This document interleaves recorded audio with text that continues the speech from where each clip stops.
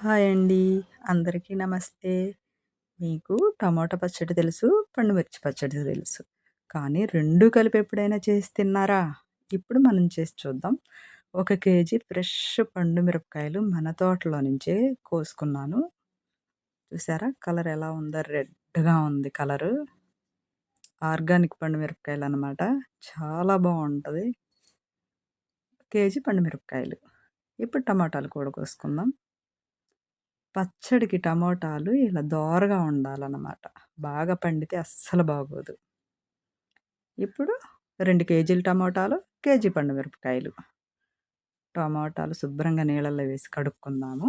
ఒక పొడి క్లాత్ మీద చక్కగా తుడుచుకుని ఎండలో ఎండబెట్టుకోవాలి. తర్వాత పండు మిరపకాయలు కూడా తొడిమలు తీసేసి, కడిగేసి, ఒక పొడి క్లాత్ మీద శుభ్రంగా తుడిచి ఎండబెట్టుకున్నాం. ఇప్పుడు ఈ పచ్చట్లోకి 2 గ్లాసులు ఉప్పు. టమాటాల్లోకి ఒక గ్లాసు ఉప్పు, పండు మిరపకాయల్లోకి ఒక గ్లాసు ఉప్పు అనమాట. టమాటాలు కోసి పెట్టుకుందాము. కొంచెం కొంచెం ఉప్పు చల్లుకుంటూ ముక్కల మీద ఏసుకుంటే వాటర్ బాగా ఊరతాయి అనమాట టమాటాల్లో. చూసారా? ఇలా కొంచెం కొంచెం ముక్కలు, కొంచెం ఉప్పు డబ్బా నిండా వచ్చేసింది. ఇప్పుడు పండు మిరపకాయలు కూడా ఎండిపోయినాయి కదా! పండు మిరపకాయలు కూడా రోట్లో శుభ్రంగా ఏసి తొక్కుకుందాము. కొంచెం కొంచెం ఉప్పు చల్లుకుంటా తొక్కితే పండు మిరపకాయలు తొందరగా మెత్తగా నలిగిపోతాయనమాట. చూసారా? ఇలా. ఇప్పుడు పండు మిరపకాయలు కూడా నలిగిపోయినియి. మెత్తగా డబ్బాలోకి తీసి పెట్టుకుందాము.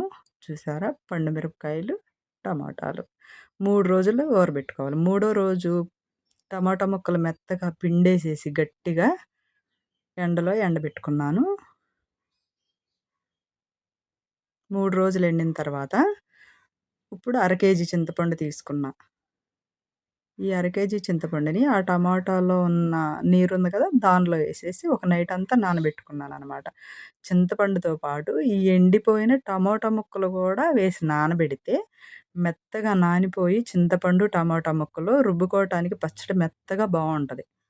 ఇప్పుడు గ్రైండర్‌లో మనం తొక్కి పెట్టుకున్న పండు మిరపకాయ పచ్చడి ఫస్ట్ ఏసుకోవాలి. గింజ కూడా బాగా నలగాలి కదా! ఆ తర్వాత టమోటా ముక్కలు, లాస్ట్‌లో చింతపండు. మొత్తం కలిపి మెత్తగా రుబ్బుకోవాలన్నమాట. 2 కలిపి. చూసారా మన పచ్చడి రెడీ అయిపోయింది. టమాటా, పండు మిర్చి పచ్చడి. ఇప్పుడు తాలింపేసుకుందాం.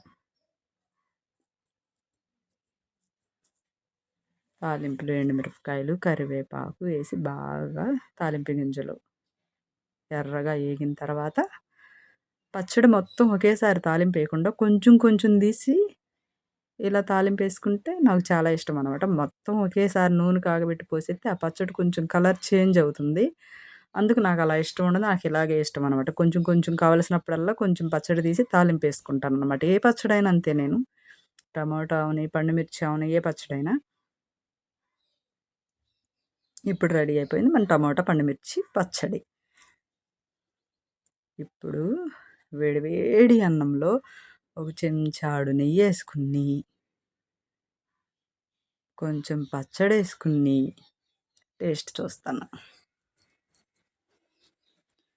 టేస్ట్ అయితే అసలు చాలా బావుంది.